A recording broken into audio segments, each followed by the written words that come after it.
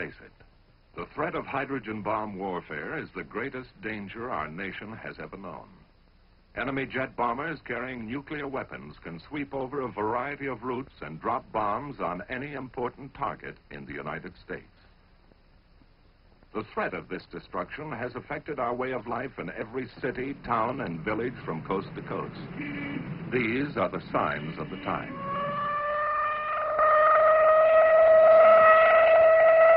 Only in practice now, a rehearsal, a training exercise. But tomorrow, this siren may mean the real thing. And if you hear it, as you drive in your auto, as you sit in your office, or work at your bench, wherever you are, what will you do? What will happen to you? Let's face it, your life, the fate of your community, and the fate of your nation depends on what you do when enemy bombers head for our cities.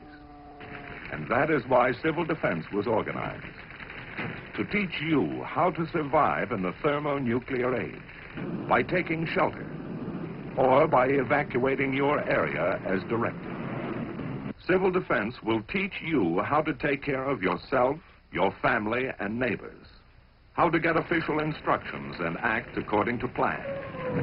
In time of atomic attack, the usual professional services, police, fire, welfare, hospital, and ambulance, could be bombed out, too busy, or unable to get to you and your family. Civil defense control points would function as the nerve centers for dispatch of organized assistance to disaster areas from outside the target districts. Every preparation is being made to deal with emergency conditions which would be created by enemy attack. To provide for communication with the public during an actual attack, our broadcasting industry and the federal government developed CONELRAD. This system permits the broadcasting of official news and civil defense instructions without helping enemy navigators find our cities by following radio beams.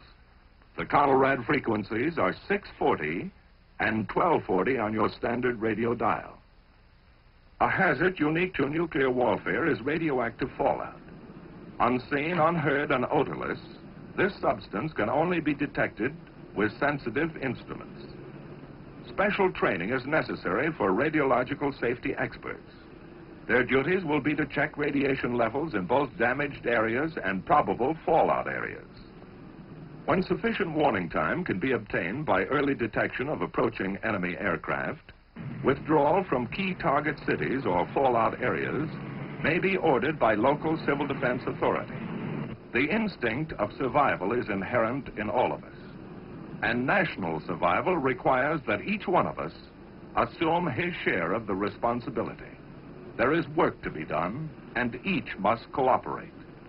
Opportunities for training with the Red Cross and other groups are everywhere. The combined efforts of many trained individuals are needed to make civil defense a forceful reality. This training is invaluable in preparation for enemy attack or the savage fury of nature.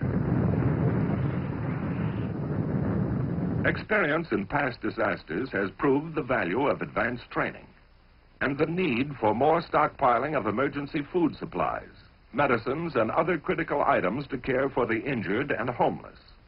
However, it was the awesome power of atomic energy as demonstrated in wartime use that brought to sharp focus the new problems concerning human survival and the urgent need for a civil defense program based on facts about the atomic bomb. Opportunities to gain this information came with the study of structures in controlled atomic tests conducted at Eniwetok Atoll in the Central Pacific. The main objective of testing is weapons development to strengthen national security, but also included are scientific experiments for the Atomic Energy Commission, military projects for the Air Force, Army, and Navy, and defense tests for the Federal Civil Defense Administration, primarily concerned with the effects of nuclear weapons on cities, industries, and people. The tremendous effects of heat and blast on modern structures raise important questions concerning their durability and safety. Likewise, the amount of damage done to our industrial potential will have a serious effect upon our ability to recover from an atomic attack. Transportation facilities are vital to a modern city. The nation's lifeblood could be cut if its traffic arteries were severed. These questions are of great interest not only to citizens in metropolitan centers, but also to those in rural areas who may be in a danger zone because of radioactive fallout from today's larger weapons. We could get many of the answers to these questions by constructing a complete city at our Nevada proving ground and then exploding a nuclear bomb over it.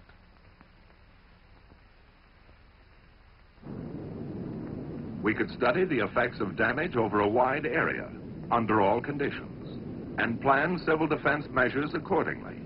But such a gigantic undertaking is not feasible. Instead, we build representative units of a test city, with steel and stone and brick and mortar, with precision and skill, as though it were to last 1,000 years. But it's a weird, fantastic city, a creation right out of science fiction. A city like no other on the face of the earth. Homes, neat and clean and completely furnished, that will never be occupied. Bridges, massive girders of steel spanning the empty desert.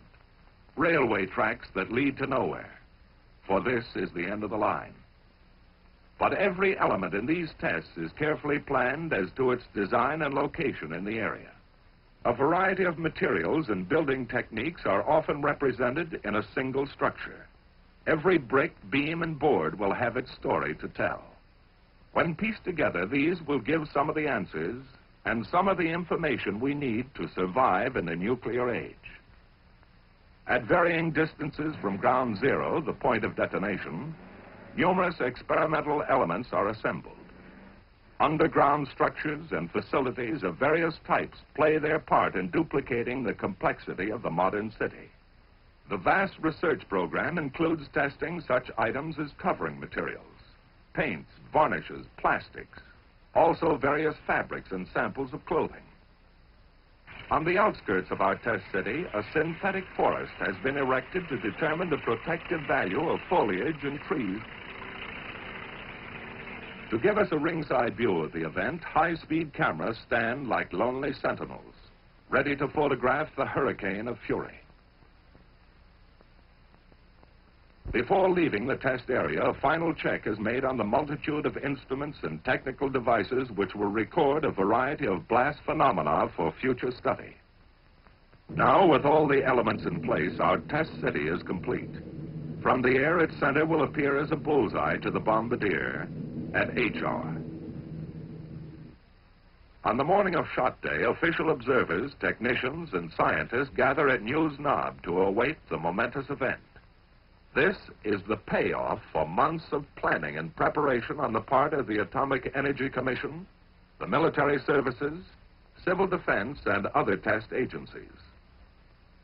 As part of an experiment to observe the phenomenon of atomic detonation at close hand, military personnel and defense officials dig in within a few miles of ground zero. After a final briefing from the officer in charge just before H hour, the men disappear into their foxholes. Every precaution has been taken for their safety. They're told to crouch low, shield their eyes, and remain down until the signal to rise is given. Now the moment of greatest anxiety, waiting those last few seconds.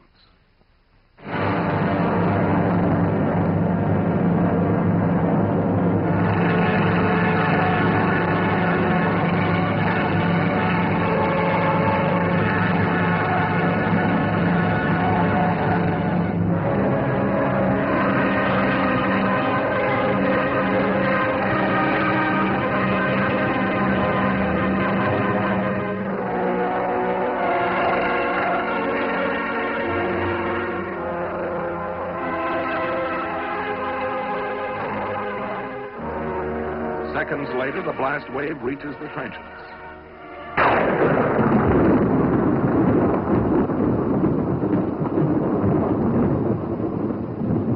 As the tower of smoke and flame looms overhead, one thought is uppermost in all minds. Now it's over. The fury of it had stunned some, but not one was injured. High above, the smoke ring puffed by atomic breath rises skyward, watched by the men who had faced it. A scouting party takes the first look at the scattered wreckage of the test city. The imprint left by the hurricane of fire and blast remains here for us to read and analyze. From studies of ruins and damage such as this, we get the hard-to-come-by knowledge that helps us form rules for survival in modern warfare. While only atomic bombs are tested in Nevada, the results can be scaled for the larger, far more powerful thermonuclear weapons. A hydrogen bomb will destroy a greater area than the atomic bomb and will release more dangerous radioactive materials. But the problems of rescue caused by blast and fire along the periphery of damage remain the same. In these fringe areas, civil defense training can save many lives, lessen damage from secondary fires, and help establish emergency facilities. Now, in a helicopter, the radiological safety men measure the amount of radiation. When readings indicate safety for human beings, the troops are led in for a tour of the area. By double-checking with Geiger counters every inch of the route, men can now enter safely and confidently areas spotted with radiological contamination, an indication of the progress made in understanding atomic hazards. And thus, each test adds to our growing fund of knowledge. For it is only by investigating and experimenting that we get the facts to keep our military and civil defense program up to date and effective. Every bit of twisted steel makes its contribution. Blackened ruins and ashes of a structure add another chapter. The shattered wreckage of a dwelling offers an eloquent testimonial. Piece by piece, like the parts of a jigsaw puzzle, our story is assembled, analyzed, and evaluated. Then the survival facts are made available to you through your local civil defense program. In the thermonuclear age, civil defense, like military defense, must be flexible. It must develop and grow, even as the forces that threaten our existence. And so, until men of goodwill have turned this awesome power to peaceful uses, let us recognize the threat to our way of life, the threat to our survival, and let's face it.